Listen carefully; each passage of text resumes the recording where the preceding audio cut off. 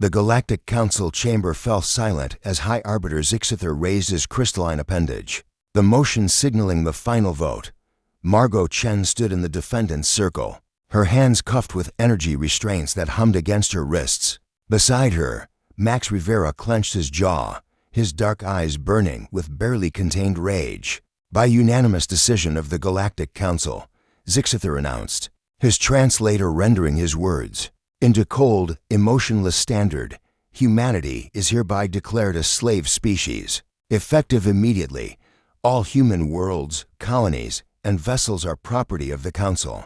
Humans shall serve as labor for the advancement of superior civilizations. Margot felt the words like a physical blow. 3 centuries since first contact. 3 centuries of humanity reaching for the stars, only to be told they weren't worthy of walking among them. Max's breathing quickened beside her, and she could feel the tension radiating from his body. You're making a mistake, Margot said, her voice steady despite the fury building in her chest. Humans don't kneel. We never have. Zixither's optical sensors flickered with what might have been amusement. Your species' delusions are noted and dismissed. Your primitive aggression and emotional instability make you unsuitable for equal status. You will adapt to your new role, or you will be eliminated. The chamber's doors hissed open, and armed Krellian guards moved forward to escort them to the transport ships. Max finally spoke, his voice low and dangerous. They have no idea what they've done. Margot met his eyes and saw the same calculation she was making. The Council had studied human biology, human technology, human culture, but they had fundamentally misunderstood what made humanity dangerous. They saw the violence in human history and assumed it made them weak, unstable. They didn't understand that it made them survivors. The transport ship carrying Margot, Max, and 300 other humans from the diplomatic delegation arrived at Processing Station Gamma 7 within 2 cycles. They were to be cataloged, assigned value ratings, and distributed to various Council members as property. In the holding cells, Margot and Max worked quickly.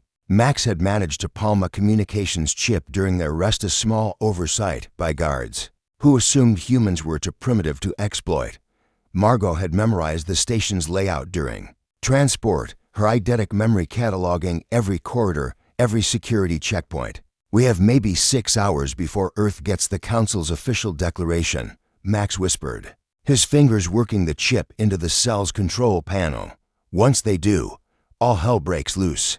Margot finished. She'd served in the Terran Defense Force before joining the diplomatic corps. She knew exactly what protocols would activate the moment Earth learned of the Council's decision. We need to send a message first. Tell them we're alive. Give them tactical data. Max nodded, his hands never stopping. The Council's defenses are designed to repel invasion fleets, not what humanity is going to do. The cell door clicked open. Max's smile was grim. Remember when the Krellians called our computer systems charmingly primitive? Margot did. The Council species had evolved with biotechnology, their systems all organic computing matrices. They'd never developed defenses against the kind of digital warfare humanity had perfected during centuries of cyber conflicts. They're about to learn why we kept our primitive systems. The message reached Earth 4 hours later. Margot's face filled screens across the homeworld, her voice clear and unwavering as she transmitted from the station's hijacked communications array. This is Ambassador Margot Chen. The Galactic Council has declared humanity a slave species. Max Rivera and I, along with 300 other humans, are currently held at Processing Station Gamma 7. We are transmitting all tactical data on Council defenses, fleet positions, and command structures. She paused, and the camera caught the steel in her eyes. To the Council, you have made humanity your enemy. You should have studied our history more carefully. We are a species that split the atom and turned it into a weapon. We are a species that survived ice ages, plagues, and our own worst impulses. We are a species that has never, in 10,000 years of recorded history, accepted slavery. Max appeared beside her on the screen. You wanted to see human aggression? You're about to witness what happens when you threaten not just individuals, but our entire species. You're about to learn why we tell stories about monsters, because we've been the monsters when we needed to be. The Council's mistake became apparent within 20 cycles. Earth's response wasn't an invasion fleet charging heroically into battle. It was something far more terrifying. Margot and Max, having freed themselves and the other captives, watched from a liberated Council vessel as humanity demonstrated what 3 centuries of advancement had created. Nanite swarms, invisible to Council sensors, had spread through their territory from 1,000 entry points. Self-replicating, intelligent, and utterly relentless, they didn't destroy, they converted. Council ships found their organic computing systems overwritten. Their weapons turned against each other. Stations lost life support. Planets watched their orbital defenses attack their own cities. And through it all, a simple message repeated in every Council language: free the humans, or watch everything you built turn to dust. Zixither's desperate transmission reached Earth's command. Within a week, we submit, we surrender, please. Recall your machines. The response came not from military command, but from the civilian government. The machines will stop when every human is free and returned to human space. When the Council dissolves and each species reclaims independence. When you swear, on pain of extinction, never to threaten humanity again. Margot watched the Council. Territories fall into chaos as species after species seized their freedom from the collapsing government. Max stood beside her, his expression complex. We just destroyed a 1,000-year-old civilization in less than a month. They destroyed themselves, Margot said quietly. The moment they decided one species could own another, we just accelerated the process.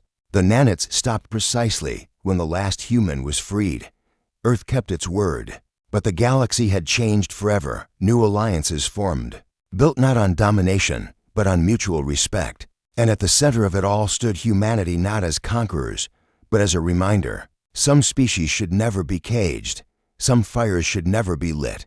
Because once they start burning, they consume everything. Years later, in the rebuilt Galactic Assembly, a new charter was signed. Margot and Max stood as representatives of Earth, watching as species after species pledged to the document's core principle. No sentient being shall own another. No species shall dominate another. We are equal, or we are nothing. Zixither, diminished but alive. Approach them. We should have listened to your warning. Margot's smile held no warmth. Yes, you should have.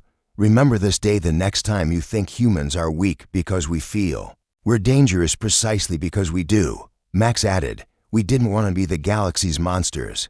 You made us become them. Don't make that mistake again.